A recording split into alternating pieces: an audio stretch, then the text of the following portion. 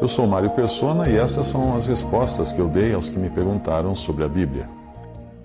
Você escreveu perguntando se eu acredito na descoberta da Arca da Aliança. Bem, volta e meia, alguém diz que fez uma descoberta fantástica de algum artefato bíblico e não mostra coisa alguma, ou então vem com fotos desfocadas, vídeos entrecortados, ou até mesmo imagens claramente alteradas com Photoshop.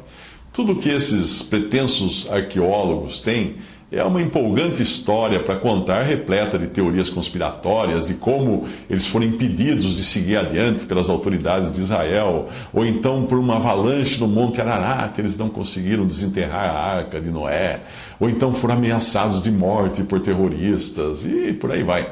É o caso desse pretenso arqueólogo cuja história você me enviou. No final do ano 2001, após o atentado das Torres Gêmeas, eu mesmo cheguei a rabiscar em inglês uma obra de ficção nas minhas madrugadas insones, na qual eu queria incluir elementos assim, aproveitando a notícia da hora, do momento, né, que era a procura por Bin Laden, pelos exércitos aliados, a procura por Bin Laden nas cavernas de Tora Bora.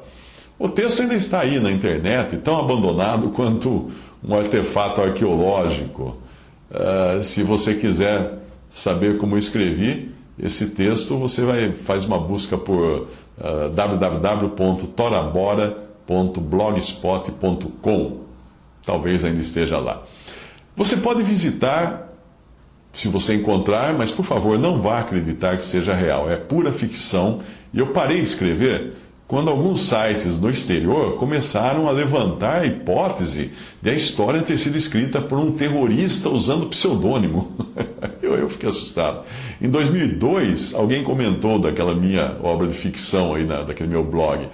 Na verdade, eu acho que o escritor seja David Belfield, cujo pseudônimo é Hassan Tantai, o assassino norte-americano que eliminou Ali Akbar Tabatabai, ex-diplomata iraniano, em 1980.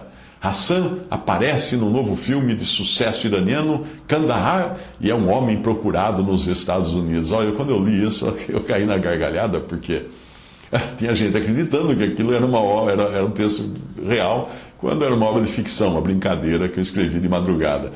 Portanto, não perca o seu tempo com alguns que se dizem arqueólogos cristãos, porque eles costumam ser os mais picaretas. Esses, exatamente, que se dizem arqueólogos cristãos.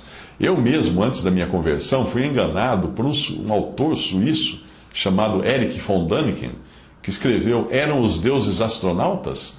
Eu comprava os seus livros todos e acreditava em tudo o que ele dizia, até me converter a Cristo.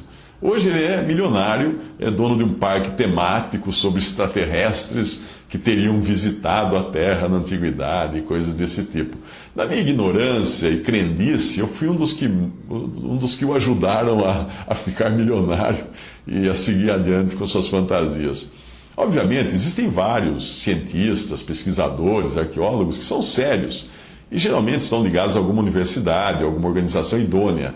Mas esse que você mencionou, que diz ter descoberto a Arca da Aliança e até já morreu, ele era um amador, ele era um arqueólogo amador, independente, e fazia suas descobertas, pretensas descobertas, nas horas vagas durante as férias.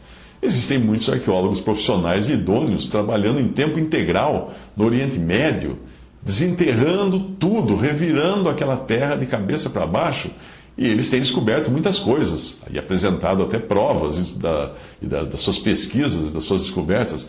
Mas essas descobertas desse amador de férias, ainda que fossem reais e comprovadas, elas em nada alteram a fé do cristão que não anda por vista ou por evidências arqueológicas, mas anda por fé na palavra de Deus. Eu digo isso porque quando alguém começa a dizer nas igrejas que descobriu isso e aquilo, a pessoa acaba saindo com uma mala de dinheiro doado pelos crédulos cristãos. É fácil enganar cristãos. Cristão é tão ingênuo, é fácil enganar cristãos ansiosos por enxergar algo, por algo visível. E a prova disso são essas igrejas milagreiras que atrai milhões de pessoas e recolhem sacos de dinheiro, literalmente sacos de dinheiro.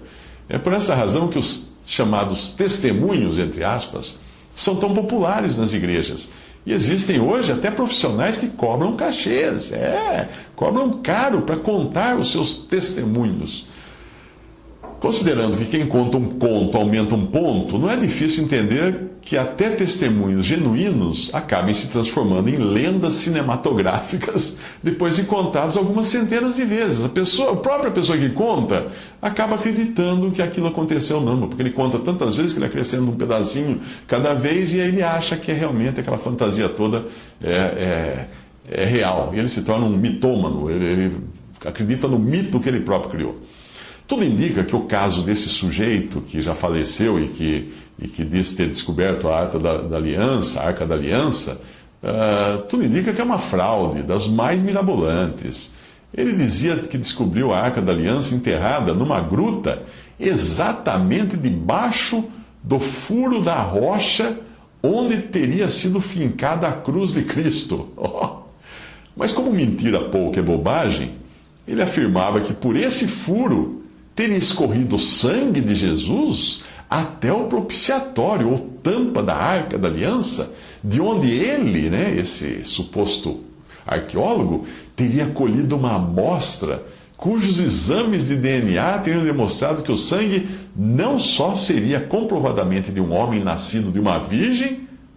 Como é que ele comparou isso? Bom, vamos em frente.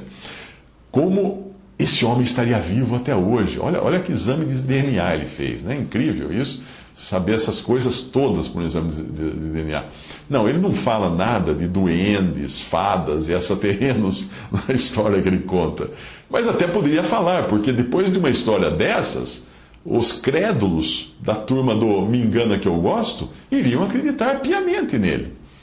Monteiro Lobato deve estar se revirando no túmulo, arrependido por não ter insistido em vender suas histórias e personagens como se fossem verdadeiros. Ele teria ganhado muito dinheiro com isso, porque muita gente ia acreditar que a Emília, o Marquês de Sabugosa, era esse o nome, né? Seriam pessoas de verdade, pessoas reais. Monteiro Lobato poderia ganhar muito dinheiro afirmando que Saci Pererê e o Visconde de Sabugosa, não Marquês, eram pessoas reais de carne e ossos. Bem, no caso do Visconde de Sabugosa, vamos chamar que ele era uma pessoa real de palha de milho, né? Esse suposto pesquisador e arqueólogo é uma fraude. E se você fizer uma busca pelo nome dele, acrescentando as palavras fraud em inglês ou hoax, que significa boato, você vai encontrar vários sites em inglês denunciando as descobertas dele. Ele até construiu um museu.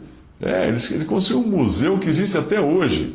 E os seus herdeiros continuam ganhando dinheiro, exibindo as histórias que ele contava, as fotos que ele fazia, os vídeos forjados sobre as suas escavações. Mas não pense que o cara só descobriu a Arca da Aliança. Não, descobrir a Arca da Aliança é para os fracos, né? Pela lista de descobertas dele, só faltou ele descobrir os aventais de folhas de figueira usados por Adão e Eva. Veja a lista parcial das descobertas desse cara, que eu descobri num site na web. Ele diz que ele descobriu a Arca de Noé. Veja lá. Âncoras de pedra usadas por Noé. Madeira petrificada da Arca de Noé em um túmulo na Armênia. Ninguém explica como é que foi parar lá essa madeira. O local do sacrifício oferecido por Noé. A pedra lavrada com figura da arca e 8 pessoas saindo pela porta e um arco-íris ao fundo. Ele descobriu essa obra de arte, imagina.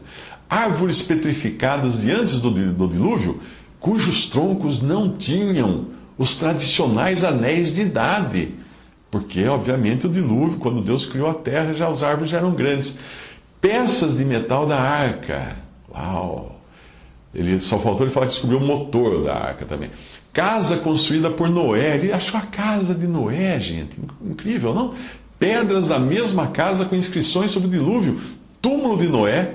Arca da Aliança debaixo do local da crucificação, como eu já mencionei aqui. O menorá, o candelabro do templo, ele descobriu também. O altar dos pães do templo, ele não diz na descoberta se os pães ainda estavam lá.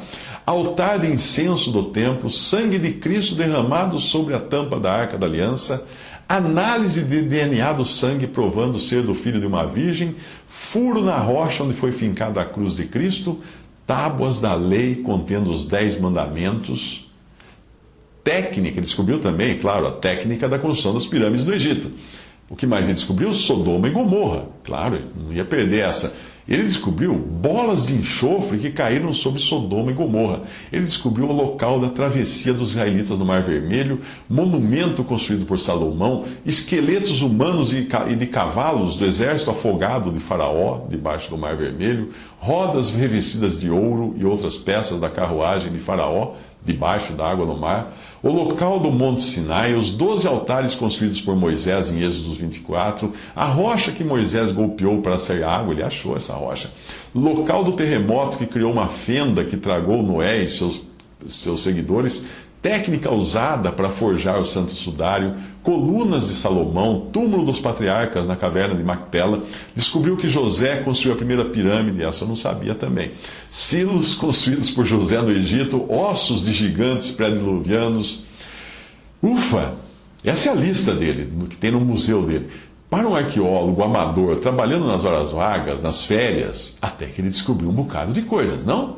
Indiana Jones deve estar morrendo de inveja desse cara. E, infelizmente, muitos cristãos, crédulos, acreditam quando surgem esses arqueólogos que enchem os seus bolsos de doações para eles continuarem enganando as pessoas, como fazem os pregadores que vendem milagres por aí nas igrejas, no rádio e na TV.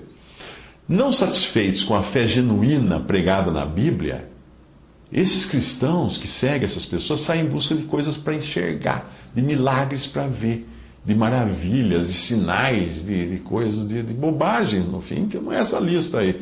Algumas dessas histórias falsas, desses boatos, aí também, como se não bastasse cada um ir correr atrás da sua loucura, acabam sendo amplamente divulgados por cristãos crédulos, inocentes e incautos.